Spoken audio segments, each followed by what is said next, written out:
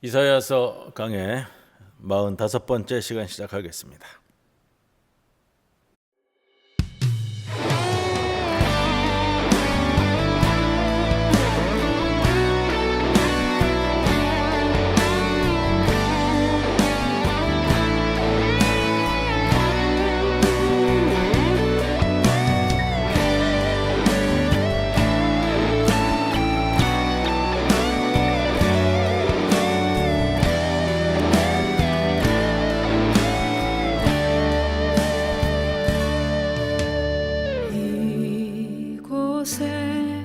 생명샘 솟아나 눈물 골짝 지나갈 때에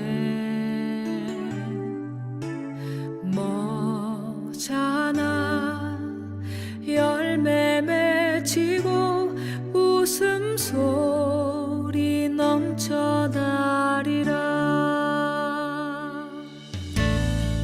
이곳에 생명샘 솟아나 눈물 골짝 지나갈 때에 머잖아 열매 맺히고 웃음소리 넘쳐나리라. 꽃들도 구름도 바람도 넓은 바다도 찬양하라 찬양하라 예수를. 하늘을 울리며 노래해 나의 영혼아 은혜의 주 은혜의 주 은혜의 주.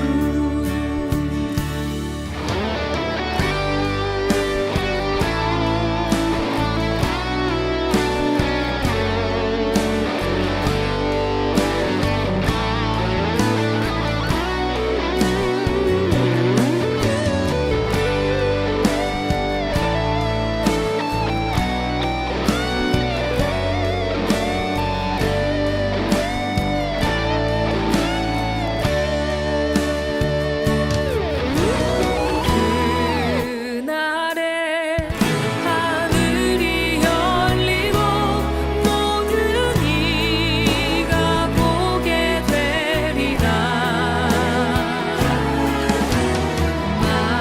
마침내 꽃들이 피고 영광의 주가 오시리라. 꽃들도 구름도 바람도 넓은 바다도 찬양하라 찬양하라 예수를. 하늘을 울리며 노래해 나의 영혼아 은혜의 주 은혜의 주 은혜의 주.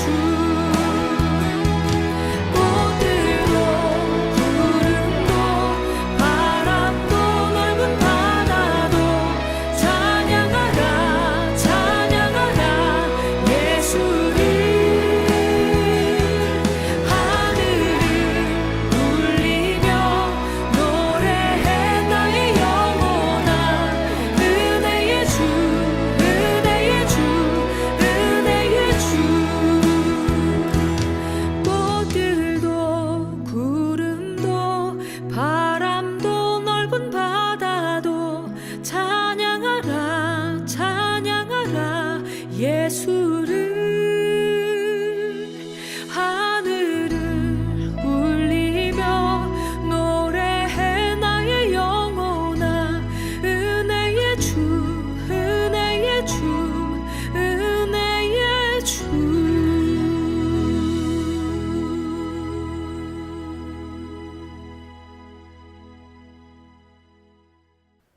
기도드리겠습니다. 주님, 우리 모두가 주님의 뜻을 따르게 하옵소서. 내 삶의 주권을 주님께 완전히 내어드리고 살아가게 하옵소서. 내 뜻대로 살려 했던 고집을 내려놓고 나를 건지신 하나님을 참된 아버지라 부르며 기꺼이 주님의 길을 따르게 하옵소서. 구원과 영광과 능력이 우리 하나님께 있도다 외치던 하늘 백성들의 찬양이 오늘 우리의 심령과 입술에서 날마다 끊이지 않게 하옵소서. 세상의 거친 파도 속에서도 오직 주님의 밝은 빛만을 바라보며 오늘도 감사의 눈물과 기쁨의 순종으로 담대히 걸어가는 주의 백성들 삼아 주옵소서. 예수님의 이름으로 기도드리옵나이다. 아멘. 94장 찬송 드립니다.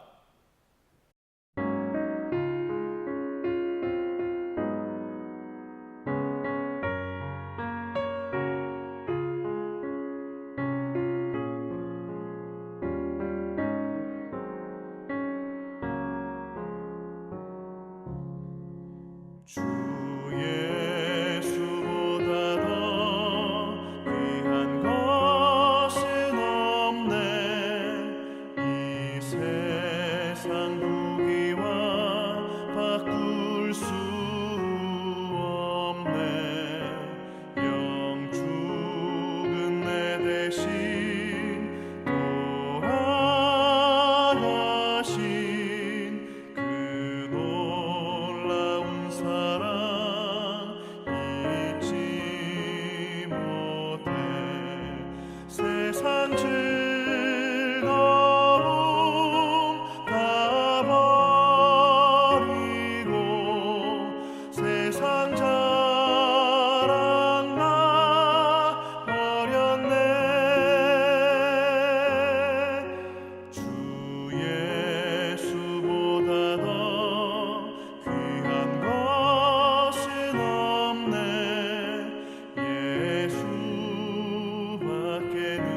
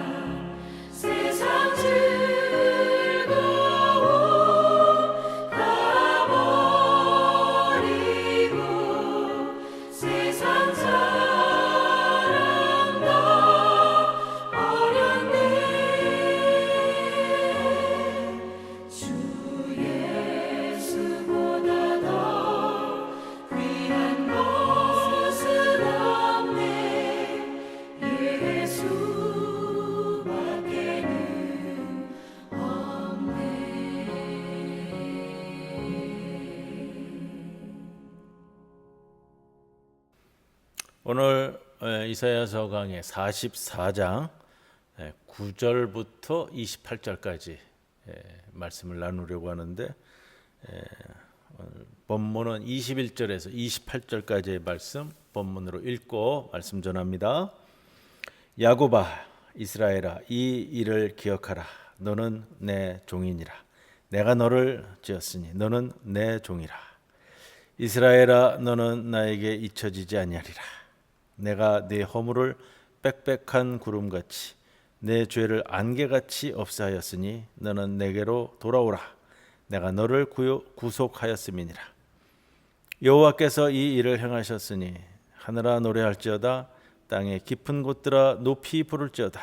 산들아 숲과 그 가운데의 모든 나무들아 소리내어 노래할지어다. 여호와께서 야곱을 구속하셨으니 이스라엘 중에 자기의 영광을 나타내실 것이미로다. 내 구속자여 모태에서 너를 지은 나 여호와가 이같이 말하노라. 나는 만물을 지은 여호와라. 홀로 하늘을 폈으며 나와 함께 한 자 없이 땅을 펼쳤고 헛된 말을 하는 자들의 징표를 폐하며 점치는 자들을 미치게 하며 지혜로운 자들을 물리쳐 그들의 지식을 어리석게 하며 그의 종의 말을 세워주며 그의 사자들의 계획을 성취하게 하며 예루살렘에 대하여는 이르기를 거기에 사람이 살리라 하며 유다 성읍들에 대하여는 중건될 것이라. 내가 그 황폐한 곳들을 복구시키리라 하며 기품에 대하여는 이르기를 마르라. 내가 내 강물들을 마르게 하리라 하며 고레스에 대하여는 이르기를 내 목자라. 그가 나의 모든 기쁨을 성취하리라 하며 예루살렘에 대하여는 이르기를 중건되리라 하며 성전에 대하여는 내 기초가 놓여지리라 하는 자니라. 아멘. 오늘 45번째 시간이고요. 이사야서 말씀 계속 진행을 하는데 오늘 44장의 말씀도 이제 돌아가야만 하는 이스라엘 사람들에게 하나님께서 반복해서 주시는 말씀이고 오늘은 또 거기에 대해서 창조자요 구속자이신 여호와 하나님이 강조되면서요. 또 마지막에 이제 처음으로 고레스에 대해서 등장을 합니다. 이 부분을 살필 건데 원래 주보에 나왔던 9절로부터 20절까지는 이제 이 우상 숭배에 대한 표현이에요. 일반적인 내용들도 담고 있고 우상을 만드는 뭐 철제 장인, 목공 장인에 대한 것도 있고 우상이 무엇인가 하는 것도 좀 반복을 하고 있는데 좀 평이한 내용이기 때문에 짧게만 말씀을 드리고 오늘 중요한 부분은 그 뒤에 우리 21절 이하의 말씀부터 28절까지의 말씀을 중점적으로 말씀을 나누려고 합니다. 자 보십시오. 오늘 이제 9절에서 20절까지의 말씀 우상 숭배에 대한 내용인데 이 단락에서는 우상 숭배가 어리석은 행위인 이유를 자세하게 좀 밝힙니다. 자세한 내용들은 우리가 이제 성경 봉독함으로써 이제 어려운 것이 없기 때문에 우상 제작자들 또 우상 숭배자들도 되겠습니다. 이 우상 숭배자들, 우상 제작자들의 허망함이 무엇인가라는 것을 이제 줄줄이 설명을 하고 있고요. 우상이 이제 무익하다. 그리고 우상 숭배자 역시 우상을 닮아 보지도 못하고 알지도 못하고 보지도 못했다. 이 표현이거든요. 9절에서 이제 나오는 표현인데 우리가 하나님을 섬기면서 하나님을 닮아가고 예수님을 찬송하면서 예수님을 닮아가고 그런데 우상 제작자들이 우상을 닮아가느냐? 그것도 아니고요. 우상에 대해서 제대로 보느냐 아느냐? 이것도 아니란 말이에요. 그래서 9절에 보면은 이제 이 표현이 나오는데 우상을 닮아 보지도 못하고 알지도 못한다. 그래서 보다 알다라는 표현은 우리에게 있어서 이 동사의 목적어는 역사 속에서 활동하시는 하나님의 궤적 우리가 보았느냐 아느냐 이렇게 치환이 됩니다. 우상 제작자들 또 우상 숭배자들은 결과적으로 누구느냐? 오늘 본문을 통해서 알 수 있는 것은 열방과 민족들을 가리키는 표현이기도 하지만 우리가 조금 이렇게 좁은 해석으로 얘기할 때는 우리가 계속 반복해온 표현이에요. 바벨론을 칭할 수도 있고요. 바벨론을 떠나지 않으려고 하는 이스라엘 사람들 중에 바벨론 잔류파들을 이야기한다. 이렇게 말씀을 드렸습니다. 그리고 이제 21절부터 이걸 다시 한번 반복되는 표현인데 왜 돌아가야만 하는가? 무엇을 원하는가?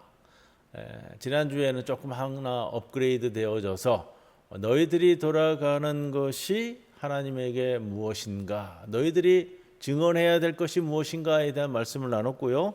오늘 21절 이하에 보면은 유다가 다시 중건되어야만 하는 것, 이스라엘이 다시 세워져야만 하는 것에 대한 말씀을 재차 강조하고 있습니다. 그러면서 마지막 절에 고레스가 등장하는 이런 표현을 쓰고 있습니다. 21절 말씀을 봅니다. 야곱아, 이스라엘아, 이 일을 기억하라.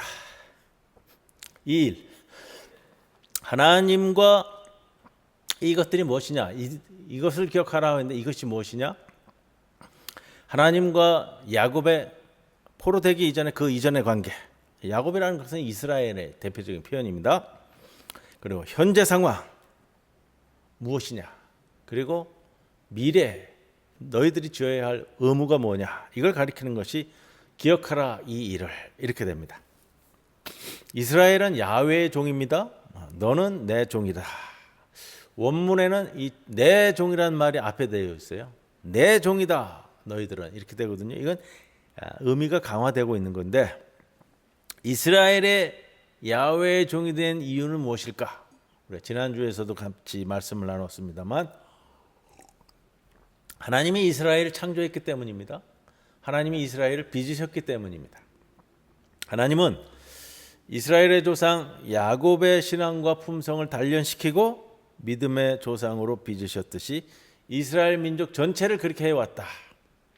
출애굽을 통해 구원했고, 시내산에서 언약을 체결했고, 광야에서 인도했고, 가나안에 정착시켰고, 통일 왕국을 만들어서 이스라엘을 만들었고, 그리고 지금 와 있는 바벨론 유배, 역사의 모든 순간마다 하나님이 창조하시고 빚으셨다.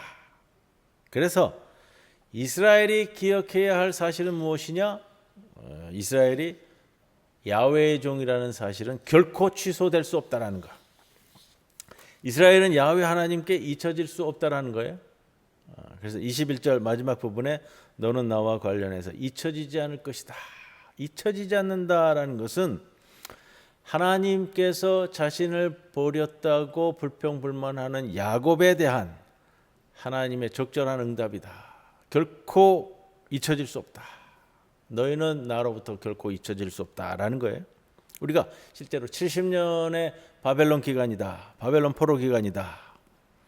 자, 이스라엘이 야훼 하나님으로부터 충분히 망각될, 잊혀질 시간이고요. 상실될 시간입니다. 사실 한 민족이 70년간이나 포로로 잡혀와 가지고 이역만리 먼 나라에서 동화되고 있다면 그것은 세계의 역사 가운데 사라진 것이다라고도 볼 수 있어요.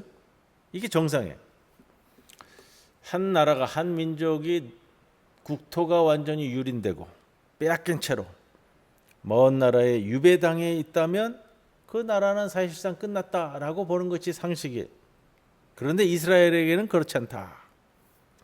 하나님과 이스라엘이 맺은 언약의 원초적인 회복, 그 원초적인 회복력이 이스라엘을 다시금 하나님의 언약 백성으로 복귀시키기 때문이다라는 거예요. 그래서 22절에 이스라엘이 기억해야 할 현재 상황과 그것으로 인한 미래 구원과 회복을 약속의 말씀으로 줍니다. 어떤 것이냐? 하나님은 이스라엘의 허물과 죄를 없애신다. 빽빽한 구름같이, 안개같이 허물과 죄가 사라지게 하셨다. 그 죄로 인해서 바벨론 포로로 잡혀왔지만 이제 그것을 사라지게 함으로써 이제 돌아가게끔 한다. 이거의 현재 상황이에요. 이스라엘은 이제 죄와 허물을 용서받았다. 용서받았다라는 증거는 죄와 허물로 잃어버렸던 가나안으로 다시 돌아가는 것이다.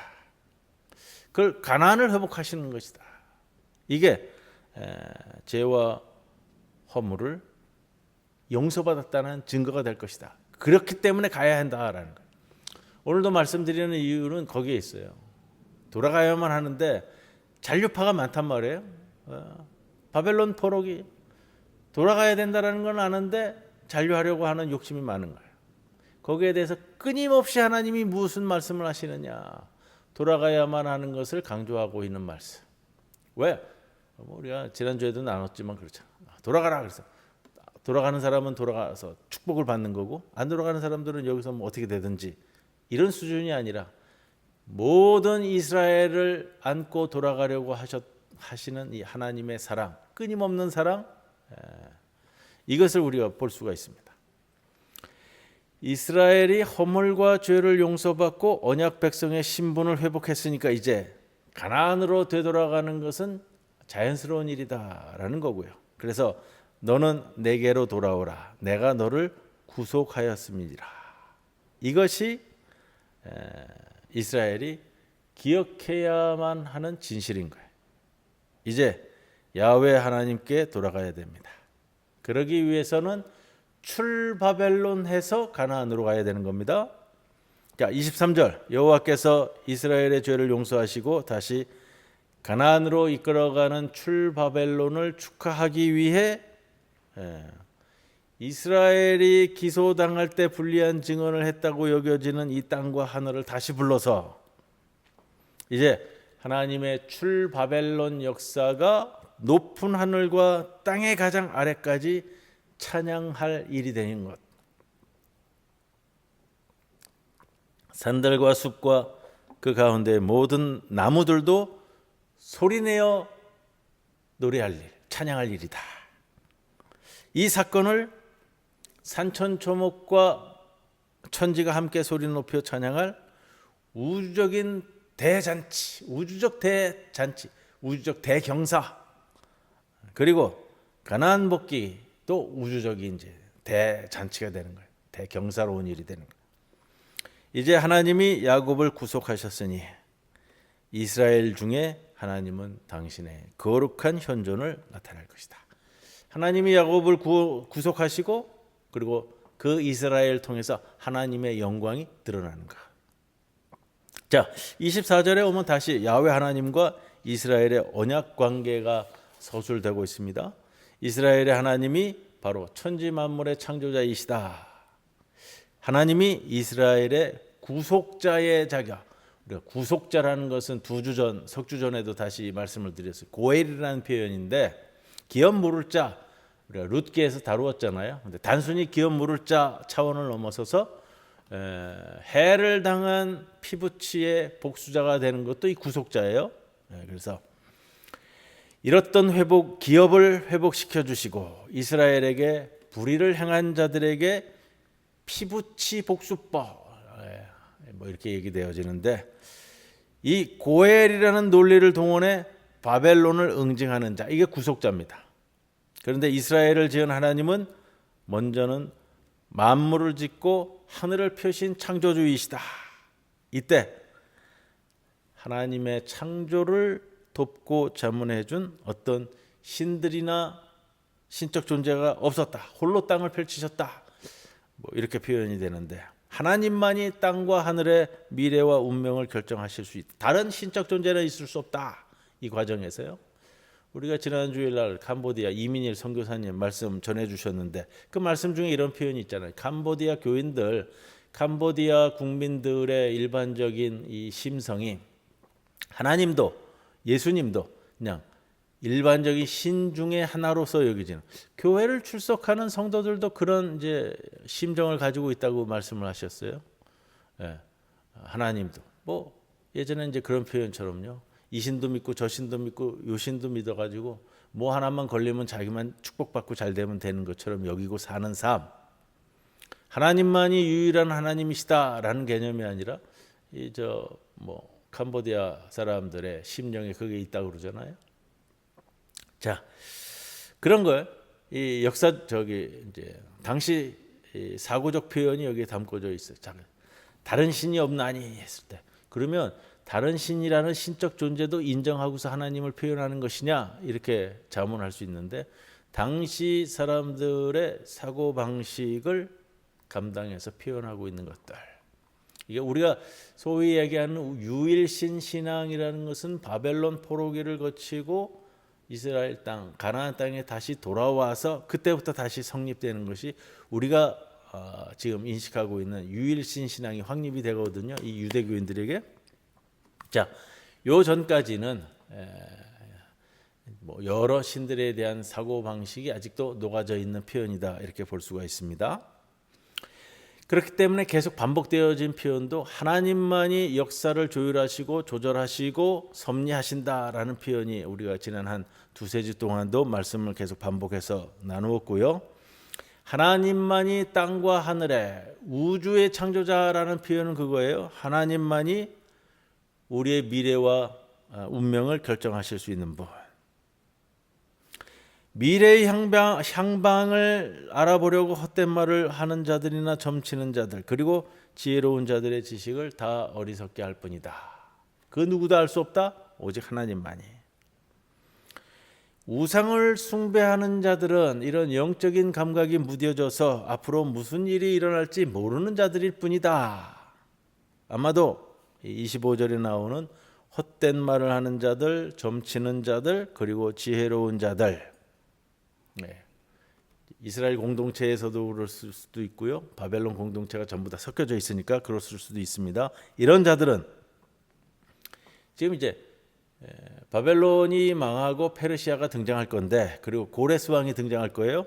이런 역사적인 격변 상황 또 미래에 대한 해석과 예측 여기에 대해서 이사야 선지자가 예언하는 것과는 다른 말을 했을 경우가 많습니다.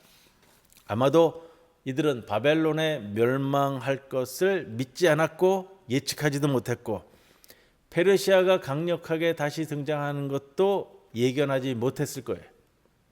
바벨론 포로들 중 일부는 바로 이런 자들, 이런 세 부류 앞에서 말씀을 드렸습니다. 헛된 말을 하는 자들이라고 표현하는 것들, 또 지혜로운 자들이라고 표현하는 자들, 점치는 자들. 그러니까 지금 이스라엘 공동체 내에 있는 또는 바벨론 전체 공동체에서 이스라엘에게까지 영향을 미치는 자들 중에 이런 자들은 하나님과 비견할 수 없는 하나님의 예언자들과 비견할 수 없는 자들이기 때문에 이런 역사적인 조율과 섭리를 예견하지 못했을 겁니다. 그래서 우려되는 건 그거예요. 바벨론 포로들 중에 대다수가 바로 이런 세 부류의 사람들의 말을 듣고 출바벨론 하려는 그 대열에 동참하지 않는 것. 26절 말씀이 이런 상황에서 하나님의 예언자들의 말을 확증해 주시는 야훼 하나님의 역사 주재권을 다시 한번 강조합니다. 하나님은 당신의 종의 말을 세워주고 당신의 예언자들, 당신의 사자들의 말을 바로 세워주고 그 계획을 성취시켜 주신다.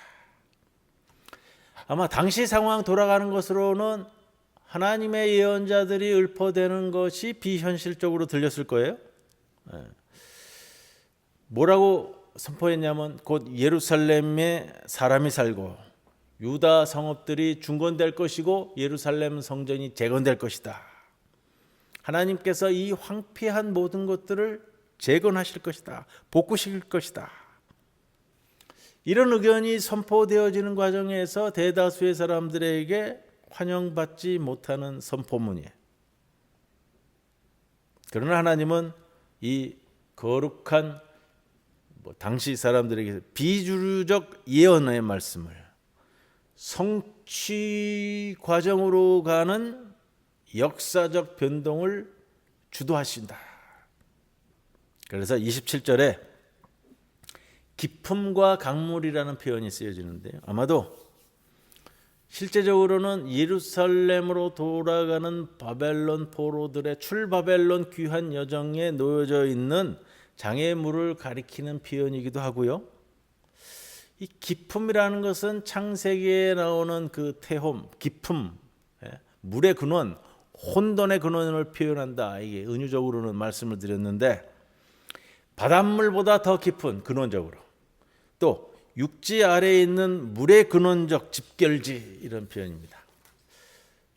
바닷물보다 더 깊은 곳에 있는 물에 대해서 마르라, 말라버리라 라고 명하시고, 그것에서 발원한 흘러가는 강물들을 마르게 하리라, 말라버리겠다, 말려버리겠다, 이렇게 말씀하십니다.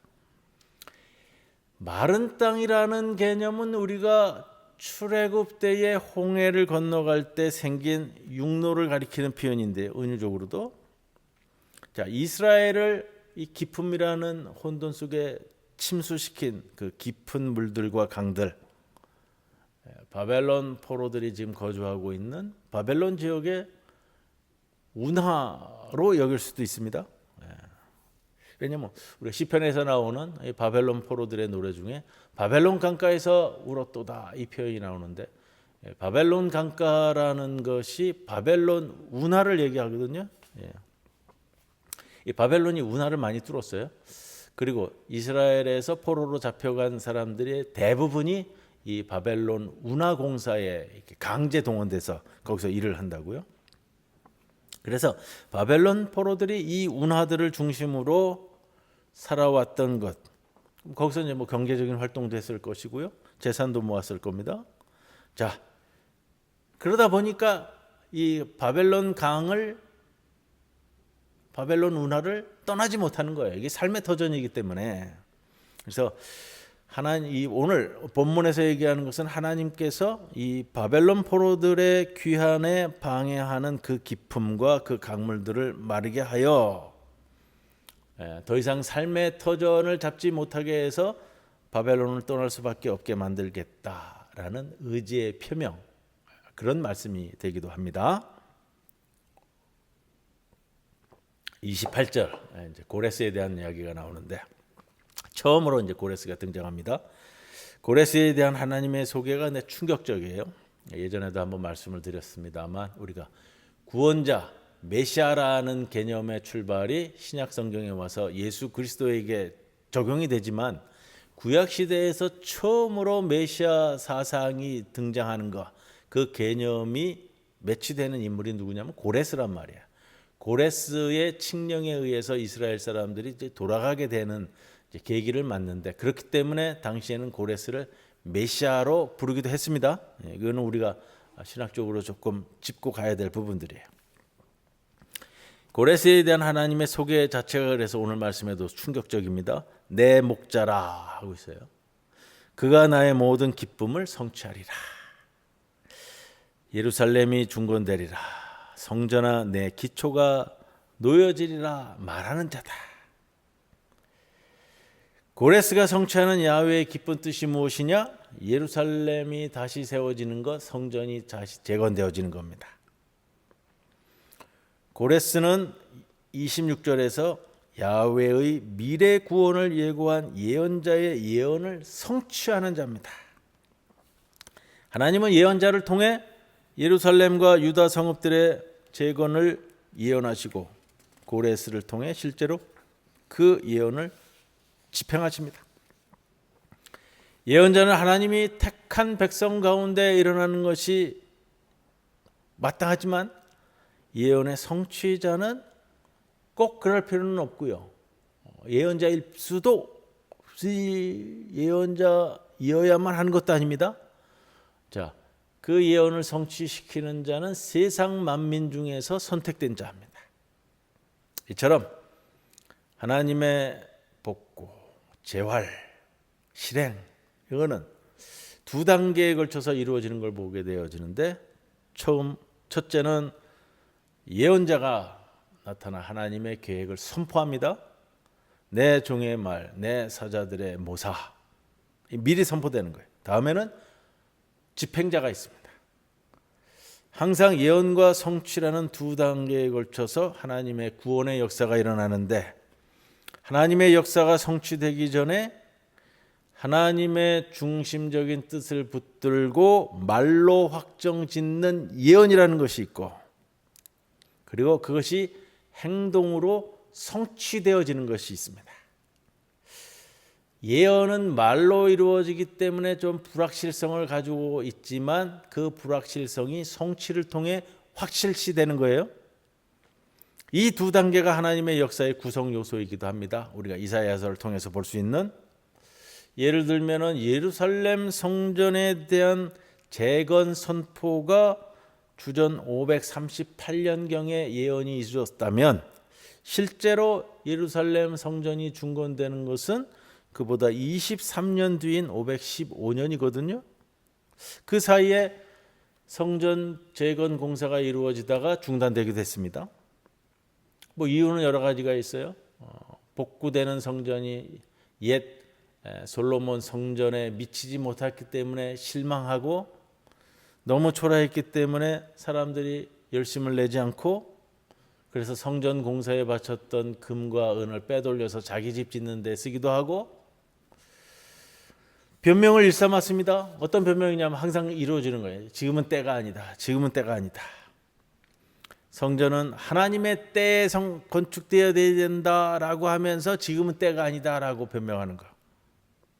그래서 우리가 아는 것처럼 스가랴 학개 선지자가 지금은 때가 아니라고 말하면서 성전 공사에 열심을 내지 않는 사람들을 질책하면서 성전터를 향하여 외쳤던 중건될지어다 재건될지어다 라고 예언했는데, 그러면서도 또 이 황폐한 예루살렘 성 안에는 아무도 들어가 살려고 하지 않았습니다. 너무 황폐하고 살 만한 공간이 아니었기 때문에. 그 중에서도 예루살렘에 들어가 살고자 하는 사람들을 좀 격려하고 축복하는 말을 계속해 왔습니다. 그래서 예루살렘이 다시 회복되어지는데, 주전 538년 유다 성읍들은 중건될 것이며 성전터는 회복될 것이다가 그 과정을 거쳐서 성취되는 거예요. 하나님의 실행 앞서서 예언자들의 예언이 있는 겁니다. 하나님은 당신의 마음을 먼저 그 종들에게 주신 후에 그 말을 퍼뜨리고, 그 말이 점차 거대한 힘을 일으켜서 예언으로 선포된 그 세상을 만들어 가도록 영적인 추동력을 동원하는 것. 이처럼 예언자는 소위 말하는 여론을 주도해가는 세력이다, 이렇게 또 말씀을 드릴 수 있겠습니다. 이제 고레스가 등장했습니다. 그 이후에 어떻게 또 전개가 될런지, 고레스를 세운 이후의 내용들을 다음 주 45장에서 말씀 나누도록 하겠습니다. 80장 함께 찬송드립니다.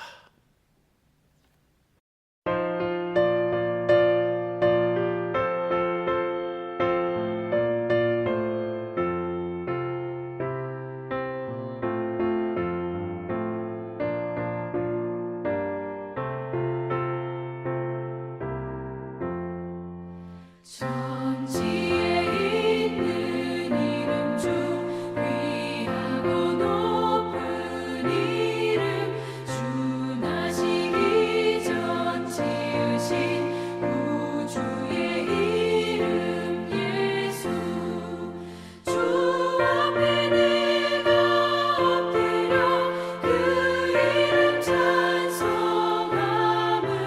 내 귀에 들린 말씀 중 귀하신 이름 예수. 주 십자가에 달릴 때 명패에 쓰인 대로 저 유대인의 왕이요 곧 우리 왕이시라. 주 앞에 내가 엎드려 그 이름 찬송함은 내 귀에 들린 말씀 중 귀하신 이름 예수.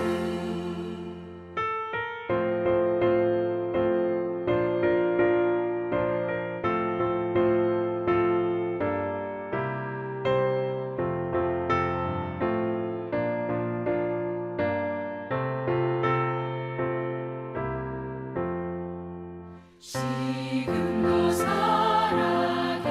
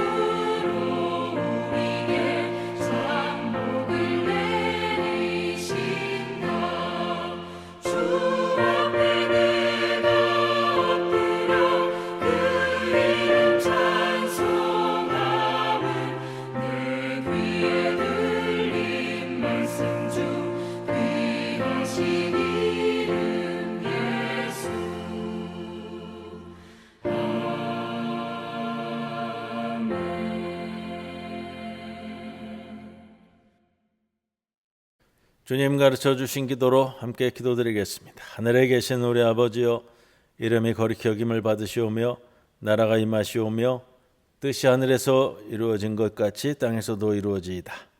오늘 우리에게 일용할 양식을 주시옵고 우리가 우리에게 죄 지은 자를 사하여 준 것 같이 우리 죄를 사하여 주시옵고 우리를 시험에 들게 하지 마시옵고 다만 악에서 구하시옵소서. 나라와 권세와 영광이 아버지께 영원히 있사옵나이다. 아멘.